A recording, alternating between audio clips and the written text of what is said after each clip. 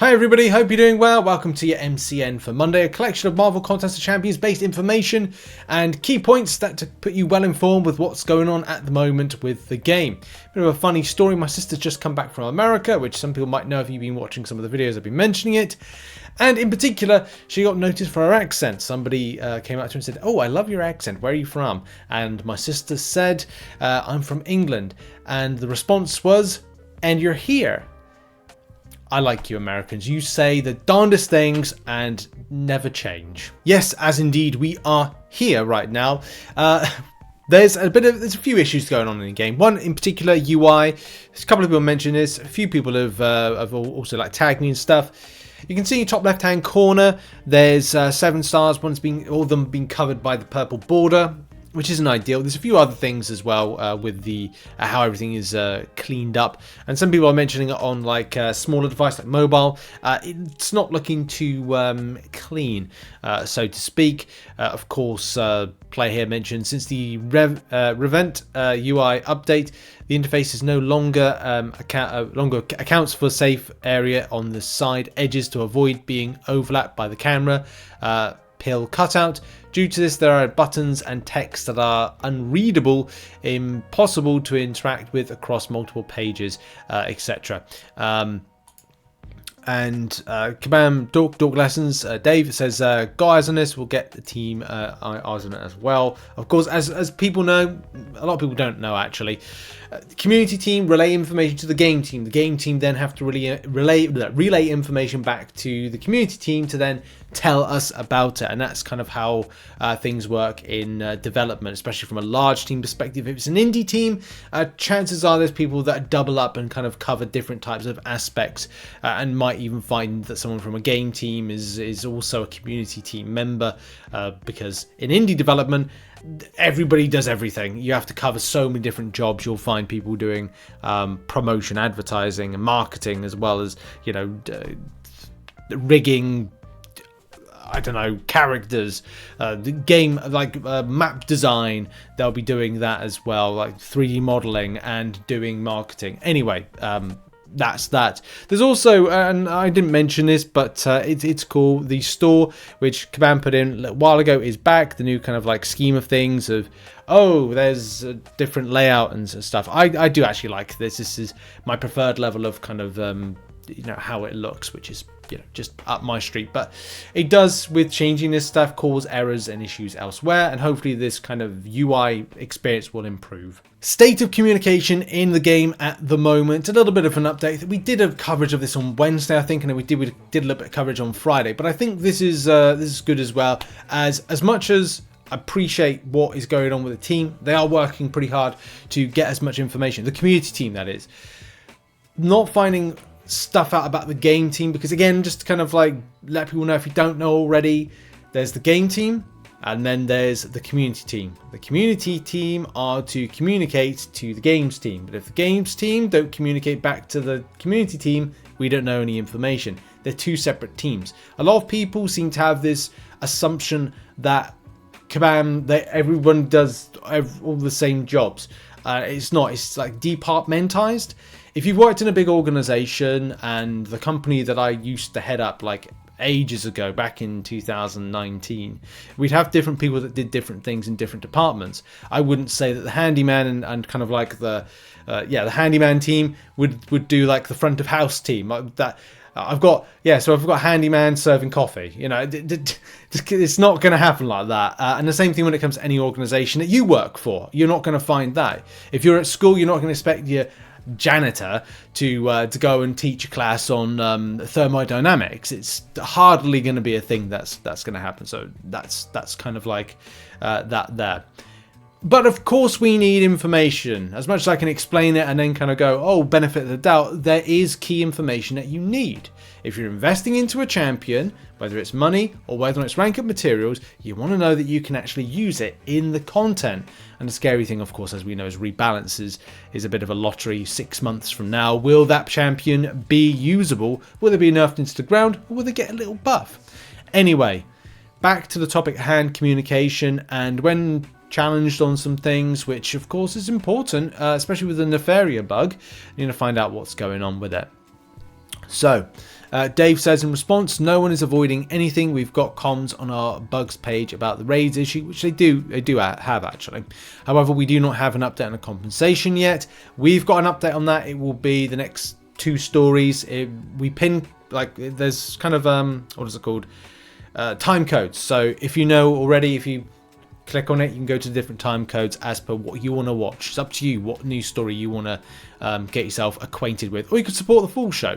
Nefaria, we're waiting confirmation of action to be able to get your answers. So you're not going to get an answer just yet because the person's working on it. As for getting you the person who is on the ground doing the work on these issues, they will tell you nothing different than we are. We aren't sitting around here hoarding information so the community can't have it. There's a lot going on at the moment with the game and multiple teams on different issues. As we get an update, we come and post them, and that's the kind of state of affairs at the moment. Things haven't been great. I think we can all admit that. There are things behind the scenes that of course mean that the more issues that pop up, the more that Kabam have got to deal with it. Are we happy about issues and problems coming up and cropping up? No, of course we're not. But of course we want to have updates to it. It's such a tough thing with the community, as we like truths, we like information snappy, and we want it yesterday.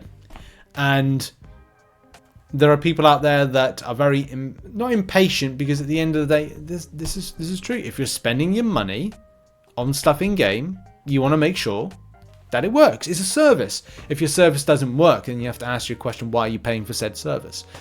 There's so many moving variables to it. I just hope that the communication elements to this between game team and a community team become really streamlined, but also I'm just hoping that the fixes aren't taking as long to get through, because it seems like that's the biggest thing, is fixing stuff, fixing it consistently, and fixing it ongoing, and putting a band-aid over a problem in MCOC from a, I don't know, coding or kind of whatever it is point of view, animations or whatever that the Kabam have to do in the different departments, that we get to a really solid place for the game. But I think we're going for a rough patch, and weathering the storm, I hope is what we're doing at the moment for better, sunnier days. This now leads us into a kind of a part 2 follow-up type thing.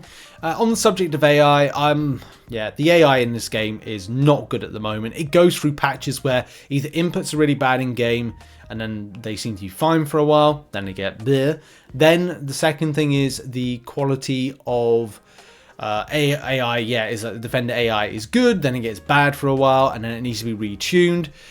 And it's just holding Kabam to their word to get that done. And this is one of these many things that Kabam are doing. If they've got people investigating AI, but at the same time, the same team might have to go and work on fixing raids, not saying that's what's going to happen, there seems to be a lot of things that Kabam have to get right at the moment. And this is obviously a problem. Of course, there's not been any great update, except for the last time where they were investigating, and it's still the same. As Dave says, right now the team is actively investigating, testing and working on how we interact with AI, but for now I do not have a significant update for you. It is priority for us and they are working on it, and I'll drop an update as soon as I hear something.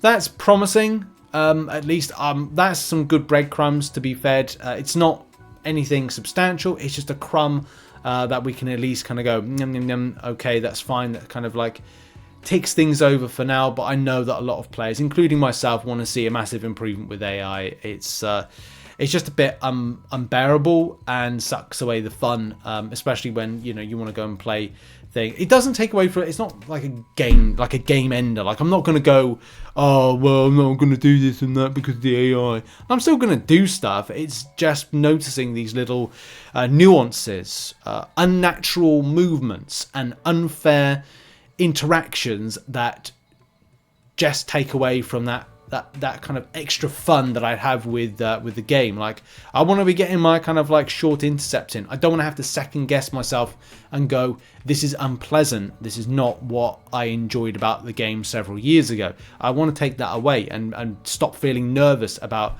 you know, relying on being in a block a lot of the time with the AI, because I'm worried that I'm going to get comboed into oblivion, and it's going to cost me. It's going to cost me attack bonuses for my alliance mates. It's going to cost me in Battlegrounds, and I'm going to be just annoyed because I'm going to lose medals. Like, I want to get away from that, and I don't want to think that way anymore. I want to think about the positives, and I want to be just going into a fight going like, I'm going to have a bit of fun in this fight.